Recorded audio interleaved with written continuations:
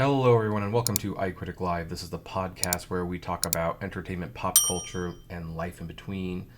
I'm your host, Kevin T. Rodriguez, film critic of iCritic.net, and thank you so much for spending a few minutes of your time with me today. And it must have, I don't know what inspired me to come up with our slogan to include life in between, because it really did, I guess on my part, have some foresight that as much as we want to just talk about business and what's going on in the industry and our opinions on these things, life does happen and life is there. Like, we'd like to all just spend all day just binging anime, reading comic books. Last night I put out a tweet on X where I took a picture of all the books on my Nook that I needed to read and said, I wish I didn't have to sleep so I could just read all night. Like, I probably would have gotten through 3 of those books if I didn't have to sleep. But I do have to sleep, so, therefore the books must be put on hold and I can read them when I can. Well, if you will allow me some indulgence, something we don't talk about on this channel at all are pets. But I think pets are a huge part of many of our lives. Now, some people don't have pets. I understand that. But for those who do, pets are really interesting. They kind of are like college students in some ways. They loaf around. They don't really contribute to the finances of the household. Like, they're almost a drain in some sense, and yet they are members of the family. In some cases, they are some of our best friends. And they live to break our hearts because they don't live as long as we do. Like, most people will have several pets in their lives, and I bet you with all those pets, even though we love them all individually and for their own unique purposes, we do wish that our old pets never died in the first place. So here's the thing. As you read on the title of this episode, this was a particularly scary weekend, and I debated about putting the typical intro up before this episode because this is not a fun thing necessarily to talk about, but I guess I didn't want to be like Marley and Me or The Art of Racing in the Rain. I wanted to assure you up front, the dog's gonna live. So for those of you who are worried about such a sad tale, just rest assured, there is going to be a happy ending. And if you are listening to this podcast on YouTube, I'm going to try to include images of the dog so that you can get a visualization of just how precious she is. Last year, me and my wife finally had to come up with a new living situation. The house we were renting, the landlord finally decided he didn't want to renew the lease, and so we had to get an apartment. Now I missed that house. I lived there for more than 10 years. It was home. We tried to offer to buy it. We really did, but he just wasn't understanding the deal we were offering. He kind of admitted that he wanted to live in a house that was always broken and always had something to be fixed. It was a very weird situation. But we had to finally leave and find a new place. Now, one of the few advantages to having to do that is that we could now officially get pets. While the landlord did allow us to keep our chinchilla, Minnie, he did not want us to get a cat or a dog for reasons I don't really understand. So once we moved, we could finally look at getting pets, and we'd wanted a dog and a cat for a while. And so we started looking particularly at rescues because, while I do not object to buying brand new dogs from the pet store or from a breeder, I don't necessarily disapprove of that. But rescues they need a home too. They are usually cheaper. They're just as good of a dog as the one you're going to buy at the pet store. They really are. So I decided to start looking for rescue animals. And at first there was some debate, like, what are we going to get? Are we going to get a golden retriever? Are we going to get a Maltese poodle? That was my wife's vote of confidence. And one of the things that I recommended was, well, why don't we get a pug? And my wife was like, a pug? Why would we get a pug? What's great about pugs? Aren't they ugly? And I explained, like, well, look, here's the thing. First of all, they're really not ugly. I mean, some people might think they are, but when you see their little faces with the personality, pugs actually can be quite cute and charming. They are referred to as the clowns of the canine kingdom for a reason. They're goofy. They're always happy to please their owners. They're also known as shadows because they will follow you everywhere. And boy, did that turn out to be true. And I was telling her, well, look, I had neighbors who had pugs, and I loved those pugs, Brody and Rascal. And they were super friendly, but I also said, look, here's the thing. Pugs are good with kids. They're good with other animals, and they like to snuggle, which that was kind of the big thing. Like, my wife wanted a dog that would snuggle with us. She didn't want a dog that was super independent and basically didn't need us. She wanted a dog that would be super friendly. And after some talking and convincing, well, she allowed me to look. Now, that didn't mean we were going to get a pug, but it gave me the option. And lo and behold, not even a week or two after we started looking, we found on a rescue site a litter of puppies that were pugs. And they were 6 weeks old. They were just up for adoption because they had been abandoned. And so I put an application to adopt one of them, and we were approved. And at 8 weeks old, we adopted Babyface, which we decided we were going to rename that dog, and we renamed the dog to Lilo. And a couple weeks later, we ended up rescuing a kitten that we named Stitch. So as you can see, we are definitely Disney nerds in the Rodriguez household. But we bring Lilo home, and she bonds with us immediately. We have this list where it's like, oh, don't be surprised if your new dog hides under the table or things like that because it's a new environment. They might be scared. Not Lilo. Lilo pretty much accepted us as mommy and daddy right from the get-go.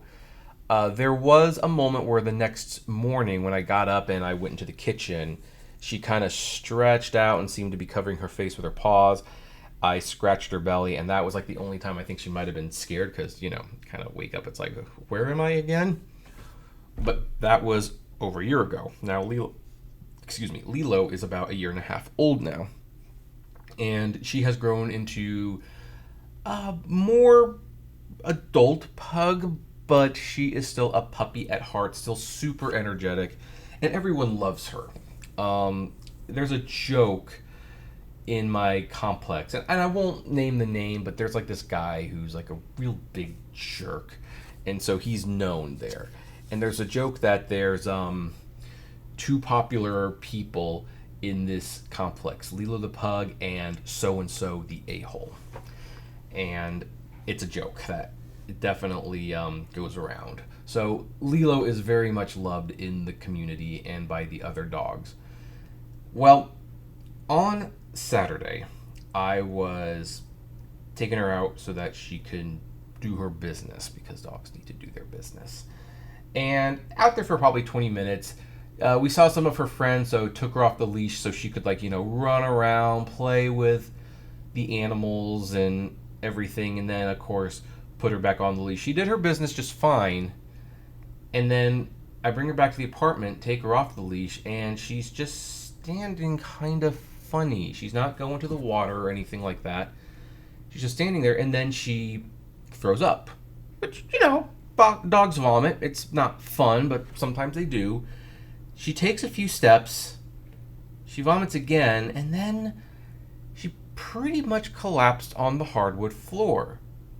And so I pet her. It's like, Lilo, are you okay? And I pick her up and I put her on the couch, and I'm going to clean up the mess. And I do. And I sit on the couch and I pet her, And I'm thinking, okay, she probably has like a stomach bug or something like that, because why would it be anything else? Then I start sniffing. Like something doesn't smell right, and I look down, and she has pooped lying down on the couch, which that is extremely concerning because she's never done that. It's like she lost control of her bowel movements. So I obviously pick up the poop. Thank goodness it wasn't diarrhea. And when I come back out, she has her tongue sticking out, which she does all the time, by the way. And I'm noticing the tongue is white. And now I'm getting very concerned. These are not great things to be seeing from your dog. So that's when I start calling vets. And while the first couple vets do not have room to see her, they are very adamant that I should seek medical attention immediately. Now, there was a thought early in this process that maybe we should take a wait and see approach, see if she will, snap out of it or something. But it just wasn't sitting well. So after 15 minutes and a few calls, we find an emergency pet hospital that we can take her to. And they tell us we have to leave her with them, that she likely got stung by a bee and is having an allergic reaction. Now, they laid out the plan and they said, here's what we're going to do. This is the worst case scenario. It rarely comes to the worst case scenario. So we go home. I call out work that evening because I can't deal with work while dealing with this, and we wait. We just wait to find out what is going on. Now, the vet calls back and delivers bad news that the medicine that they're giving her is not working. She's not responding to it. So they're moving on to the next steps, which is plasma. And obviously it's going to be a little bit more expensive, but hey, if the plasma works, okay, you know what, that's fine. Go ahead and do it. We have pet insurance. And by the way, one of the big lessons in this podcast, this is more than just me giving a personal story of what happened to my dog. The message is get pet insurance. It's going to save your bacon in situations like this. But anyway, continuing. So we wait a few more hours and we go to pick her up. And we know when we go there, we're probably not picking her up. And that's when the doctor has even more bad news. Like, she's not responding to the plasma as well as he'd like. So they're going to transfer her to a 24-hour pet hospital for a potential blood transfusion. And now the stay is already costing us about $1,500. We're talking about a lot more money. And so we have to have now a brief conversation with me and my dad, who happened to be visiting at the time. And my wife is at work, and I have decided at this point we're not going to tell her what's going on because we don't want to scare her. We don't want her to worry. She works a fun but sometimes stressful job, and we don't need her to be worrying about this right now. But there is a conversation. Where is the cutoff point? We love Lilo so much, but do you want the dog to bankrupt you? I'm going to be honest. Like, look, I don't want to talk about my financial situation because it's not really relevant for most of what we talk about. But I'm going to say, like, look, I'm fairly comfortable. There is some debt. There are some expenses that we're trying to cut. Things could be better, but overall, we are living. We are living just fine. And we do have stocks and bonds, and, we do have a stash. So we will be fine, but it will put a dent in that stash. And we have to, start thinking, okay, what is our floor? And again, it helps that we have insurance. So it's like a lot of this can be deferred to the insurance companies. But we still don't want to bankrupt ourselves. We decide, you know what? Lilo is a young dog. She's not 13 years old. It's not like this is the end of her life. She's a young dog with lots of energy and many years left to live if she survives. So we decide, okay, we're going to get her the care. We're going to bite the bullet. You know, 5,000 or 6,000 is our ceiling, although we'd probably go up to 7 if it had to be that way. And we take her to the overnight hospital. Now, there's good news on the way over. First of all, when she's licking her nose, I noticed that her tongue is pink, which that's good. And then when we get her to the hospital, the doctor comes in, starts cooing about how cute she is, and then she gives us great news, like her tongue is pink and the blood transfusion might not be necessary. They're going to keep her overnight for observation, and hopefully she can be sent home in the morning. So then it's time to go home and tell the wife what happened, although because it took so long at the hospital, and the wife gets home at about 12:30 in the morning, and there's no husband, there's no father-in-law, there's no dog. Obviously, she's going to call, and it's like, well, okay, I guess we got to tell her what's going on at this point. But thankfully, when we get to that point, there's good news. So we don't have to tell her, like, it's hit and go right now. We can tell her there is genuine improvement, and she is going to get better. Now, the next day, she doesn't get better as soon as we'd like. We call, and even though she is doing better energy-wise and things like that, her blood pressure is still dropping. So they want to keep her one more night and slowly take her off the blood pressure medication. And that's where we are at that moment. So me and my dad go to visit her in the hospital, and she's happy to see us. We're happy to see her, and she thinks she's going home. I don't know if this was torturous to the dog, but I wanted to see her. I wanted to see how she was doing. But then we got to leave, and you can kind of hear her crying a little bit, like she thought she was going home, and she wasn't going home. By the way, this whole time, our cat Stitch, who always hung out at the screen door whenever I would take her for her walk. I never really thought much about why he's at the screen door. When she's in the hospital, he's at the screen door basically all day waiting for her to come home, and I realized, oh, he waits for her to come home from the walks, and he doesn't know where she is, and he's waiting for her to come home, and it's like, that kind of broke my heart a little bit, in a good way. Like, I didn't realize the cat loved her that much, so that was really cute. Well, finally, yesterday morning, I don't know when this podcast is going up, but for this recording, yesterday morning, we finally get to bring her home. We have to give her some medicine, and the vet bills come up to about $5,000. Now, again, big message on this one, get pet insurance, because the pet insurance, the deal is like, well, you hit a $500 deductible, and then they pay 70% of the bills. So with everything going on, we're going to get the full $2,500 that we're covered for. Now, I hope she doesn't get sick again. The insurance will still cover preventive care and things like that. But that's, yeah. Anyway, that was a shock to the system. And I wouldn't be surprised if the pet premiums went up next year as a result of this situation. But this whole situation is like, I am so glad that she is home, and I'm so glad that things worked out. But it's just amazing how the pets leave little marks on our hearts. And Lilo and Stitch are important to us, and they are back together again. And so even though this has really nothing to do with entertainment or pop culture outside of the naming of the pets, I think it kind of showed me that, sometimes we need to take a break. We need to think about what's really important. That's why there was no videos, no podcasts this weekend, no shorts, because I was trying to get my dog better.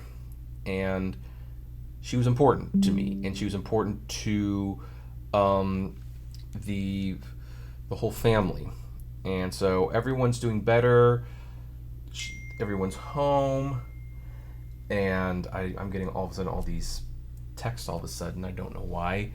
Although we're kind of wrapping up. So, bottom line, here's the message. First of all, get pet insurance. If you have a dog or a cat, probably a dog more, get pet insurance. And by the way, for those of you who are wondering what was going on, this was a violent allergic reaction to a bee sting. So now we have to look at medication that will help with reducing the chances of this being a thing again. So anyway, folks, that's where we're going to end this episode. And I'm curious, like, have you gone through a scare with your pet? What were some of the decisions you had to face, and what decisions did you end up making? If you're listening to this podcast in a place where comments can be left, we would love to hear from you.